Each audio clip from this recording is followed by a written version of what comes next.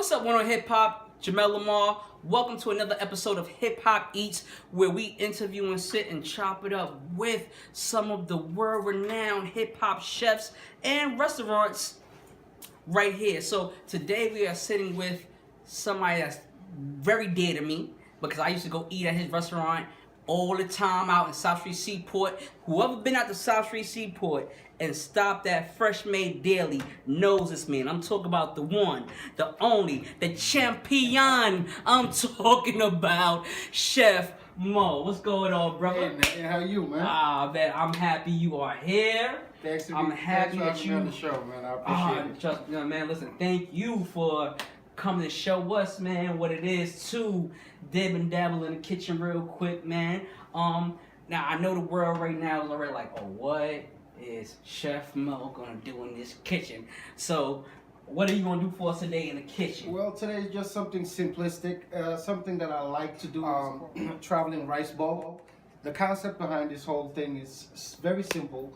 It's one of those things that the rice is the main player, and you can do whatever you want to do with it, you can do with it. So today we have a whole bunch of different vegetables, and we're going to do a Thai coconut curry chicken, and then we're going to do a teriyaki ginger glazed salmon, and also teriyaki ginger glazed shrimps. So what we're going to do is we're going to start with the rice and pick up the vegetables, whatever kind of vegetables you feel like having. Like today we have zucchini, yellow squash, 2 different kind of peppers, we have carrots, we have onions, and we have scallions. So we're just gonna go to town with all of those stuff and saute some chicken, throw in some Thai coconut curry. This is one of the nice products that's out there for people that, because sometimes when you hear curry, you only think about West Indian, but it's actually Thai curry, there's Indian curry, and there's different levels of curry. Yeah. I like Thai food because of the flavors that it comes with. You get like the spicy, the sweet, the sour, all at the same time. So this is one of my favorite Thai curry paste that I'm actually a fan of like the red curry. Yeah, it's a red curry. So once we put it together, you see the redness comes along with the coconut milk. It balances everything out with the chicken. We'll just put that over rice, and you could do it with any kind of thing you want. Okay. That's the best thing about this whole concept, this whole traveling rice bowl concept. Yeah, is whatever you want to do with it. Just so remember that means if you don't know how to cook, ain't no excuse here. All you need is some rice and a bunch of other stuff that we gonna show you. Vegetables. You know, let's say you're vegetarian. You can use a whole different kind of vegetables from portobello mushrooms, which is like the steak of all vegetables. Okay. You put your zucchini, yellow squash, and just a little teriyaki ginger glaze. Or if you don't want to do that, you just whatever kind of sauce you want. Put it on the vegetables. Put the rice. Put that on top of it. And throw some scallions. Oh, we about to. And then everybody will be like, "Wow, I know you were a chef." But it's things like that just makes a lot of difference. And for the ladies, today I will be the sous chef. That's right. I get titles too. Don't think I don't get titles. I get titles too. I know how to dib and dab with the knives, the spoons, the forks, and it's not about eating. It's about keeping it full. You dig? I know you do. Let's get to this right quick. All right, cool. That shrimp, man. Listen. And for all y'all who didn't know, I seasoned that. I threw the sauce on it. I threw the sauce, that's right. I do a little something here and there, This is actually the curry chicken. What it is just chicken, boneless, skinless chicken breast. We added a little bit of salt, pepper. Oh, and the main thing when you're doing this dish, you don't want to over-compromise, because sometimes people say, I want to marinate this and that. You don't want to do that. You just want the flavors of whatever you're making for them to speak for themselves. Okay. You don't want to over-season, because I know we're black, we're from the hood, Well, this is hip-hop. You know. You want to be like, oh, I don't want it to taste like white people food. It'll never taste like white people food. It'll never taste like anybody else's food. It tastes like the way you want it to taste. Exactly. But you can remix it, but don't overproduce. The key is keeping it balanced. Okay. That's the key. Balance. Because you got to remember, your rice is going to be seasoned, your vegetables is going to be seasoned, your meat is going to be seasoned, and you're going to have sauces that goes with that. So if anything that's over seasoned does knock the flavor out of balance. Okay. And then you're going to taste the rice by itself. It's like, wow, it's good. You're going to taste the chicken. It's like, wow, this is great. You taste the vegetables, wow, this is awesome. But if you put all of them together and they don't come together, then you have a problem. Because which means you overcompromise somewhere while you're making the dish. And we don't want that You problem. don't want to do man. that. You So want you those- just want to keep it nice and simple. You know what I'm saying? Don't put too much. Okay, listen, don't try this at home if you ain't a real chef. Don't be trying to flip food in the kitchen. You gonna mess around. You know what I mean? We don't waste food. Indian wild rice. You know what I'm saying? You don't have to just use white rice. You can use whatever kind of rice you like. That's the beauty about this whole traveling thing, and that's where the concept comes in. Because, you know, like me, I'm African. I grew up on rice. So What I can eat rice every day. What part of Africa? Sierra Leone, West Africa. So Shout out to all my African folk. Listen, if We keep it anybody got love international. for you, One on Hip Hop got love for y'all, man. Don't nobody tell y'all nothing different. we keep it international here. And even if you vegan and you don't eat, Meat, you don't eat nothing. That's the same concept. Just take your vegetables, saute them. And the best, one of the other things that is very good, you have a rice cooker. If you have a rice cooker, it's even better. You just put the rice, put it in the rice cooker, set it, and forget about it. what would you say as a professional chef is the best way to do rice? Because you know everything rice is just simple. You know. Yeah, I've seen a lot of people burn water. So when it comes to rice, people think, oh, it's just rice. It's just simple. But you have to know the ratio. First of all, the ratio whenever you're cooking rice is 1 part rice, 2 part water. Because what happens is when people say, oh, my rice become twice the size. Thus, the explanation of you having 2 parts of water. Because when you have 2 parts of water, it expands the rice. Yeah. But if you don't put enough water or you put too much water, you get something that's like, I don't even know how to explain it. Yeah, But I know a couple of people. If you put the right amount of water, the rice comes out nice and flaky and it's, you know, very good. But if you don't, then you have a problem. And there's also like what you cook your rice in. I know some people that like to use coconut. Yeah, that's the good thing too. You could do whatever kind of thing you want to use with your with the rice. You want to put coconut milk. You know, you want to just put just straight up herbs inside. Because sometimes people like to infuse their rice. Like me, sometimes if I want to get crazy, I'll just take like ginger. I'll take cardamom, cinnamon sticks, and just dump it in the rice. And it gives you like that little Indian kind of type, but it's not actual Indian rice because I don't want to say this. I don't like basmati rice. You agree I with don't it. like basmati rice. So What about rice and roti? I don't do none of that stuff. That's Listen, I'm not hating. Like, all of that stuff is like me doing that is like how should I put it? Disrespect to my profession. But people that, you know, I'm not saying you can't do that, but it's just like the reason why I say the rice cooker because it's very comfortable. You know what I'm saying? The rice cooker is very comfortable. Yeah. It doesn't burn the rice. Yeah. It doesn't undercook the rice. It doesn't overcook the rice. Just follow the recipe and follow whatever the directions of the rice. Let's say, I mean, we all about the hip hop. I mean, I know you definitely about the culture. Yes, sir. What was your introduction to hip hop? Wow. Well, most people think coming from Africa, all we listen to was, I don't know what the hell the people were listening to.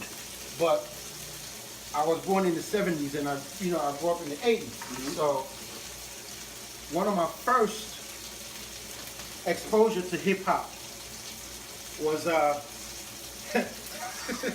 Big Daddy Kane. I'll never forget. I think I was like, I don't remember, I was young, a teenager, something like that. Shout out to Big Daddy Kane, man. Told you, man, that smoothness don't just go nowhere. And then a friend of mine came to the house and like, yo, there's this guy in America, he's doing something that we never listened to before. I'm like, what is that? He said he called it rap. I'm like, what? Rap. He said, you just gotta listen, And the first time I listened to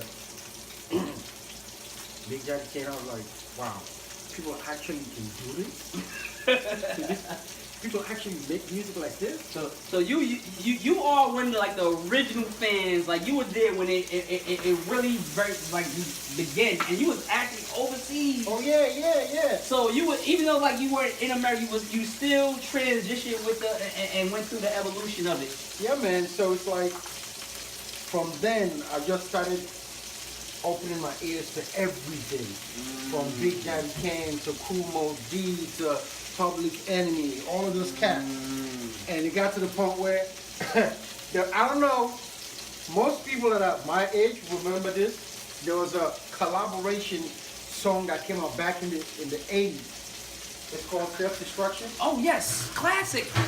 Classic. We talk about, I can throw some names. So Boogie Down Productions, Heavy D. We talking about nice and smooth. Listen. If you haven't heard Self-Destruction, kill yourself. So that's a classic hip hop record. That record was so touching to me because I didn't know. We back then didn't know. We just thought America was like land of milk and honey. Everybody's good out here. You know what I'm saying? So when we listened to it and start realizing, like, wow, this thing's happening back there. So most of me and my clique began, you know, we just started following the culture. Like, yo, this is what we need to be doing. We need to stop being. How was it when you actually got to America? When I came to America, the transition was easy for me. Because one, my brothers already went to Africa. Okay. I met them and we toured, and you know, so that was not that much for me. Yeah. So when I came here, it was just like a continuation of what was going on. So, you know, and it wasn't that much crazy for me. Like, you know, people were like, wow, well, how come? And most people actually don't understand that most of the things that you guys used to see here and do here, we get the same thing back in my country. So right now you're just doing some vegetables. So right now where we are, the shrimp is already cooked. So we're going to turn this down. And what I just did, I just put the vegetables on top and I put a little teriyaki sauce. Like again, like I said once again, it's just about bringing out all the flavors. All the flavors, let them work together. Because you don't want to over season, you don't want to under season. So the best thing to do right now is just, you know, let the food do what it does. Take it down right a little now, bit. Fellas, this is the moment, fellas, where if you got the lady in the kitchen, you take it down, you get that little, you know what I mean, patu, get a little, and for all you guys, you know, let me get you a little bit of this, throw it in a little something, you know what I mean? And I just want to say something about this part too. I'm going to tell you a little something. Tell you a little something. I'm a cognac drinker, right? And I'm a cigar smoker. So it's either cognac, it's either whiskey, or rum. Okay. Those are the three things that I mess with. I used to be like, Henny this. When I tried part two, now you can't pay me to put Hennessy in my mouth. Man, listen, I tried it. I got a Billy Williams. I went back and got my ice I'm curl. saying this for everybody that's out there that calls themselves aficionado of Henny or whatever. There's nothing wrong with liking what you like, but what's even better is to try something else so you can either appreciate what you have or open your eye to something else. And by drinking this right here, I guarantee you, if you're a real cognac drinker, you drink this, you'll take all the bottles of Henny you have in your house and pour it down the toilet. I guarantee you that. I guarantee you that. I can second that for the very fact, you know what I mean? Like I say, I had a little bit of this. I thought I was Dre from How to Be a Player. Real talk. I thought I was Dre. I went out and got like 6, 7, 8, 9 girls and had like one for every day of the week until I got caught. Then shit, it just hit the fan. That's another story. All right. So, from a chef's perspective, like, you know, and brother to brother as well, you know, we a lot of people have conversations about, you know, health, especially with hip hop now, the culture. That's becoming a very big thing, health, because, you know, we've lost, you know, a lot of legends, not through like, you know, violence or anything, but just the fact of take care of your health. How much you as a professional chef, as well as a African American man, do you take into when you're preparing for, when you're cooking for, you, like, how much does that hit you in your mind? Like, you know what, I want to make sure this next brother, when he eats, he can see the next 10 years. The thing that you got to do is, first of all, you got to remember that as a chef, whatever you put on a plate is a reflection of you. Okay? Yes, sir. So if you are just serving people what we call unclean cuisine, it's going to reflect on you. Because people are only going to come to your restaurant when they feel like, okay, today's cheat day. I can come and eat there. But you want to have ingredients and menu items that people could always eat and enjoy and don't feel like, oh crap, I have to run 2 more miles on the treadmill tomorrow. I have to do this. And the way you do that is by only using things that are in season, things that are fresh, things that are, you talk to your vendors and make sure that you're only using produce that's in season, fish that, you know, don't travel too far. You know, the method in which you're cooking and preparing the food is a key ingredient into how that ties into health benefits. Because if you always using a lot of oils and little, you know, frying this, and there's a lot of different things that you can do. Like you can pan fry stuff with a fraction of the oil or the fats, and still get the same flavor. You can oven bake chicken that will come out just like a fried chicken if you know what you're doing. Yeah. You know what I'm saying? So all of those things tie into how the person wants to eat and what, you know. But the other thing that I also realize about most people, I've been in this industry for over 25 years. Most people like to think healthy, but they don't actually eat healthy. And I see this repetitively over and over. They'll come up to me like, yo man, I want to lose some weight, I want to do this, I want to do that. And when you tell them the path that they have to take to get to where they need to get to, but what if I eat some fried chicken twice a week? But that is what's good for you. Yeah. Instead of frying the chicken, bake the chicken. Well, would you say that's something that's us as a community is something that we need to put? Because, you know, there's big talk as, like, you know, there are a lot of black farms that are not being given or allowed to, you know, grow, especially in the South. So it's like, is it something that you feel like us as a community, we haven't put enough pressure on? Or do you think that, you know, the people that look at us and try to keep us down, they're you know, they're just so powerful? It's a systematic thing where they actually try to put their feet on your neck because you being down makes them money. Yeah. Most of us, if you look at the statistics, most of us black folks want to have diabetes, that have high blood pressure, that have heart attacks, take for example, you don't have health insurance, so you have health insurance, you call an ambulance to take you to the hospital, my dude, it's $1,500. $1,500 for the ambulance to come get you and take you to the, you know what I'm saying? Yeah. And things like that have to play in your mind and play in the back of your mind like, is this the life that I want to live? Yeah. And that's a decision that comes from the individual first. Because I can tell you how to eat, I can show you how to eat, but if that's not what you want, you ain't going to eat that way. Very true. You're not going to do the right things that I'm telling you, Yeah. because that's what you don't want to do that. You're going to choose what you want to do. So I think it comes from the individual first and most. Because you got to look at yourself like, wow, me, I'm a chef, and I look at myself sometimes like, God damn, my stomach is so big.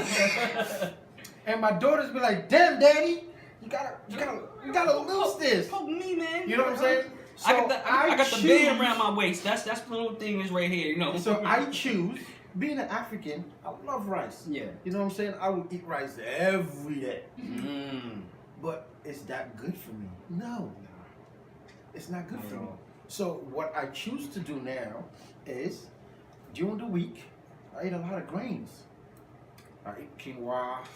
I might not like it, but you know, I eat bulgur wheat. I eat, you know, wheat berries, you know, stuff like that. People are like, what kind of stuff? Shakes. But that is what's good for you. Yeah. And so when you do eat once a week, you eat your rice, it's not that bad. Yeah. And also try to exercise, you know what I'm saying? Most people think that when you hear the word exercise, they have to go to the gym. No. Sometimes taking a walk. That's it. Take a walk, man. Play with the kids. Take a walk up the stairs, even if there's an escalator. You know, if you work at a building where you're working on the 3rd floor, you just have to go see a colleague on the 2nd floor or the 5th floor. Take the stairs. Yeah. You know how much calories you burn? Just take the stairs. You know what I'm saying? But man, like I said, it's all about the individual, how the individual thinks and how the individual themselves perceive themselves in the health, the way they look at themselves healthily. If like, you don't see yourself like, you can't keep beating yourself down. You know what I'm saying? Like, well, this is what I got, whatever. You know, it's like, this is what is in my neighborhood. It's Chinese food and fast food. That's what I'm gonna eat. No, go someplace else and find. Venture out, find things that you know. Yeah, I would like to try this. Or watch one on Hip Hop and watch Chef Mo. You know, make these rice bowls. Y'all wondering why Chef Mo was left behind me? Cause you know, if you from Brooklyn, you about that juice. And I'm not talking about that uptown. Nah, I'm talking about that BK summertime juice. So what we gonna do is we gonna show you why Patu is something that you guys need to, keep your eye on, cause he gonna show you something that I'm gonna let Chef Mo take it, cause like my brother would call it crack juice, aka the Bush juice, aka Brooklyn water. You dig? I know you do. It's pretty really simple, but the key to making this drink what it's supposed to be is vanilla essence. You cannot buy no fake, no imitation vanilla. No, you gotta buy some real pure vanilla, because when you look at it, it's very dark and it looks like brewed coffee. So that's what you start with, and that's your main ingredient that makes this just what it is. It's just simple vanilla, tap water, fresh squeezed lemon, sugar, and then that's it. If this bottle will open, yes, it will open. Now, if you're really from Brooklyn, those ingredients plus, that too. And that's what makes this drink perfect. Because let's say you make the drink, you're like, this is refreshing. You just put it in the fridge, you chill out. You come home one day, you got that pot 2 in the back. You're like, oh, that's a drink right there. You take the 2, mix it together. That's BK juice right there. The Flatbush juice, aka crack. Man, listen. Like I said, it's like, I'm gonna say this right now. If anybody gets impregnated, ONEONHIPHOP and Patu are not liable for your children. We are not. I'm serious now. We know. Don't come to me talk about because of you. I don't want to hear all that. I'm telling you now, it was special. It's gonna happen. Summertime. Look at that. See? It looked like iced tea. But it's not actually iced tea. But it tastes like Willy Wonka chocolate. It's the Bush juice. The Brooklyn water, aka crack juice. So now, once we get to that part, it's up to you now to put as much sugar as you want. But remember, diabetes is our partner. We don't want to do that.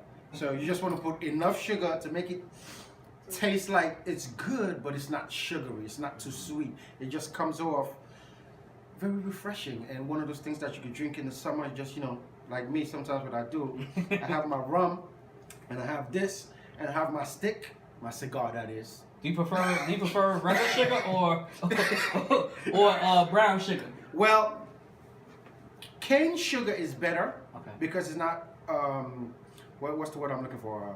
Purified, I think is the word I'm looking for. Okay. So it's better because it's not that sweet, but it also adds an essence to the drink that makes it taste like it's sweet, but you don't like taste the sugar too much.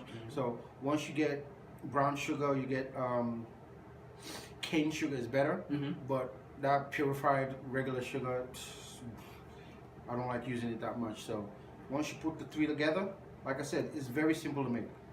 Pure vanilla, lemon, fresh squeezed lemon. Don't buy, I'm not gonna do that, but don't buy the bottles. There's I don't know what the word is, nitrogen sulfate or something that they put in the juice, the lemon juice that you buy in the store to extend the shelf life. Don't do it. Just get 2-3 lemons, squeeze, watch your arm, squeeze it, put it in, put your water, put your vanilla, and let it sit. Add your sugar, mix it, and let it sit in the fridge. The more natural, the more better. And that's it. Oh, see, You know? look. Shout out to Spike Lee. Congratulations on your on your Oscar. You know what I mean? Mo Better Blues. You know, I just had to shout you out real quick, man. You know. Look, And like I said, I'm about to get the but too, cause you know, yes, I am an alcoholic. Ayana might have to fix my life because you know, the but two. and the bush juice, aka crack juice, Listen, aka Brooklyn water. Parkway. When you see us on the Parkway and you see us a little, That's all we holding. a little loose. It's the bush juice. When you see me dancing with a 7'2", It's the bush juice. a 7'2" woman, no, this is what I was drinking. This is what I was drinking. Wow, that's loaded. That's the loaded one. Damn. But now you just said a lot about us people as individuals. Mm-hmm. What can we do as a community? Well, personally, I think we need to actually start bringing things back to the community that's healthy for us. Mhm. You can't just turn around every freaking corner you turn around, it's a fast food joint. Yeah. We have to have people that look at this and be like, you know what? I have some of the resources to open something. Let me open a fresh juice bar. I can't be telling the kids, don't drink soda, don't drink soda. Mhm. What are my alternatives? Soda is all I have. Yeah. Soda is all I can afford. Mhm. Soda is all I can walk to. Yeah. So what are my alternatives? So you can't be telling people, don't do this, but then you're not providing them the resources to do the things that you want them to do. So the people that have the money and the resources and the, accessibility to whatever, Mhm. need to come back to the hood and be like, you know what? I remember when I was that little kid right there, went to the store to get me a quart of water, and, sunflower seeds and 50-cent juice or whatever. Yeah. Look at me now, I need to change that. Yeah. Let me open a juice bar over here. Let me open a freaking fresh salad bar over here.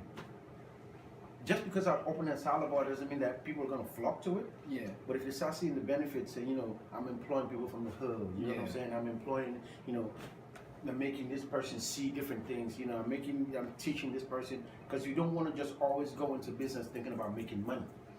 Very true. It's not always Very about true. making money. Yeah. It's the difference that you make while you have that business. That's what sets you apart. Because you have a lot of people that have corner stores that have been mom and pop stores and around the corner for like 20-something years.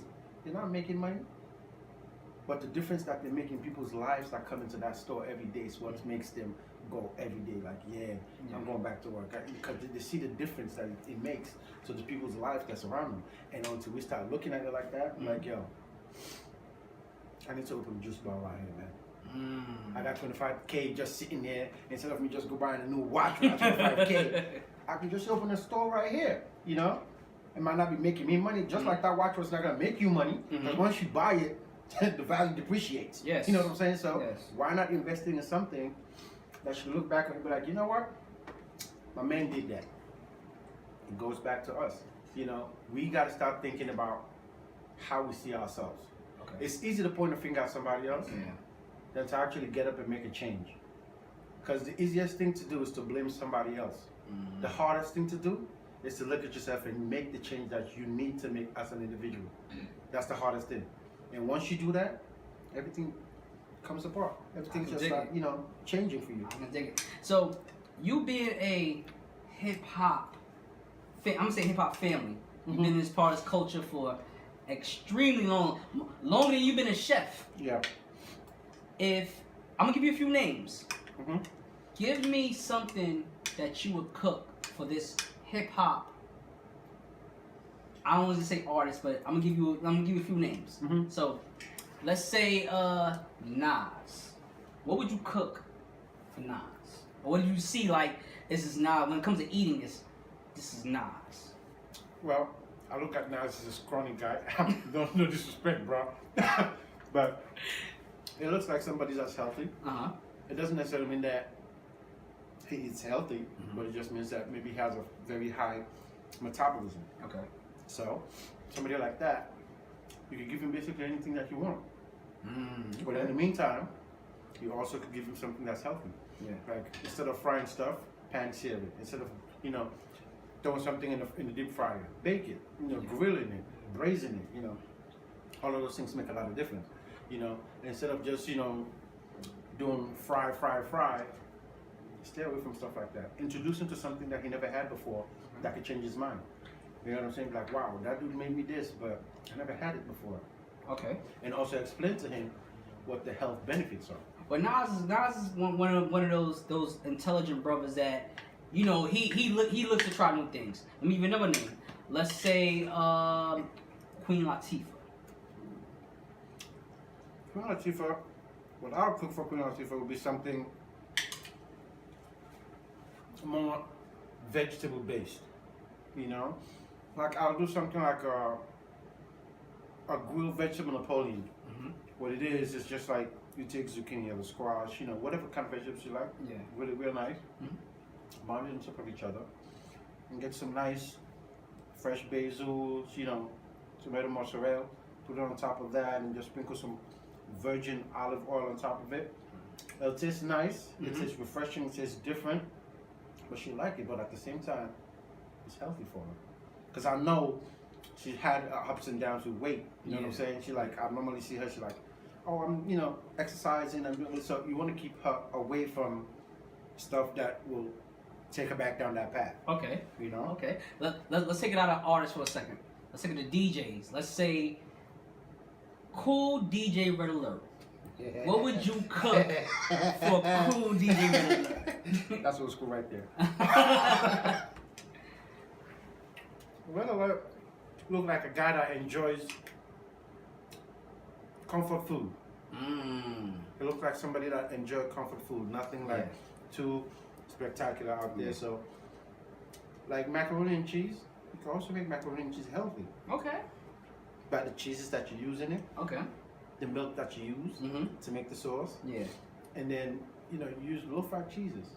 They still have the same flavor, but half the calories. So, you make the same thing. Make it like, you want to make it even fancier.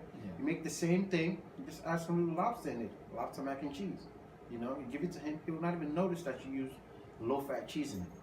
Because all he's thinking about, it has lobsters, dog. This thing have lobster in it. You know what I'm saying? That's another creative way to hide stuff. It's just like when you're a little kid. Yeah. Your mom wants you to eat something healthy. He dumps it into, something that you like. You're eating it, and you don't even realize that you're actually eating what she wants you to eat. Yeah. You know what I'm saying? Yeah. So that's just little things like that. I'm gonna give you maybe about 3 more names, and this one just jumped to me. MC Light.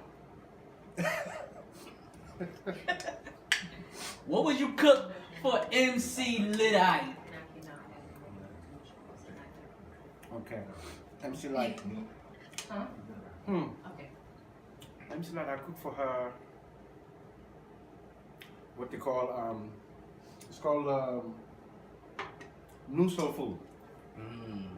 Again, like when you do, people used to do collard greens with ham hock and let's get turkey. Cook it with turkey. Okay. You know what I'm saying? You make instead of doing yams, get the same potato, just bake it. Instead of dousing it in butter and syrup and all that, just get the regular potato, bake it, cut it in half, get some nice granola, and sprinkle it on the top of it. Okay. It sets it apart. Now when she's eating it, it tastes like she's actually eating the same thing that her mama used to make. It's the same baked potato, it's the same sweet yam, but it's just that it's baked. And you have granola that's healthy for her to give it a crunch. Like, like how mama used to make it and you put the marshmallows on top and all of that. So when you eat it, it tastes different. Yeah. And, if you want to make her chicken, instead of frying it, you can do the same process, season it, put it in the oven bake it. And it comes out, it looks just like fried chicken. Cardi B. Oh! I don't want to be true. No, I'm just joking. I'm joking. Cardi, listen, baby. Listen, it's not me. No. She look like a kind of woman that can handle herself. So, if I'm cooking for her for one time only, I'll give her comfort food and things that she can remember. Not things that be like, well, you know, it was okay. I want to give her something that's memorable, something that's sexy, like, you know, put shrimps on rosemary stick and grill it, you know, something nice and light, something simple like shrimps and, you know, seafood stuff and stuff like that. Not things that are heavy. You want to give her like a 6-7 course meal that just one after the other. Every one that you send to her is more impactful, and the last one that goes to her, she's like, wow, I never thought chicken can taste this good. I never thought shrimp can taste this good. You know what I'm saying? But it's just simple, and it's not. She's not overeating. At the end of the day, when you put all of those 7 things together, the calorie intake is not half the amount that she normally eats on a regular basis. Okay. So it's all about that. Last one, and of course, we gotta do them. Just because we in Bed-Stuy, Brooklyn right now, Jay-Z. Well, I'll tell you a funny story. This is way, way, way back when. He used to have this DJ called, what's his name? Clark Kent. No, he used to have a DJ. Cool. But anyway. we gonna find out who the DJ is, but. They had a function in the city, and I had somebody that knew them that wanted me to cater their function, and I ended up catering it for them. Jay never showed up, but the whole Wu-Tang was there. A whole bunch of other people were there. So after all is said and done, the guy was like, you know, I'm just gonna show you to the guys so they can know who cooked the food. So we did simple stuff like, you know, we did chicken and waffles. We did some lobster shooters. We did shrimp cocktail. We did coconut shrimp and a mango relish and stuff like that. Simple stuff. So I'm talking about like over 15, 20 years ago. So came out, introduced me like, oh, what's up? Like, yeah, my nigga, you could cook. You could cook. And that was it. And it was like, yeah, you could cook. And it went back to the conversation. So if I was to cook for Jay, it'd be something that, again, nostalgic. Some of those things that, you know, mama used to make that makes you feel like, wow, I never had this for a long time. Like right now, I'm fighting with my brother. He comes over here telling me that my mama made jollof rice, which is an African food, and he didn't bring me none. You know what I'm saying? And he's telling me, you're a chef, you can cook it. I know I can, but I want mama's jollof rice. You know what I'm saying? So that's the kind of thing I'll do for Jay. I can dig it.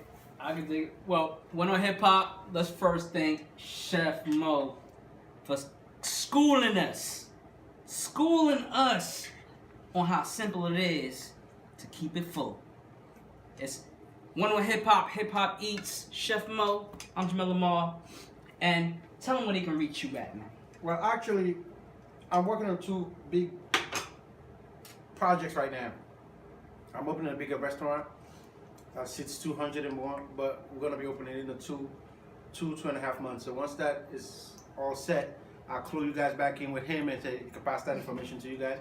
And I'm also thinking of doing a show of my own.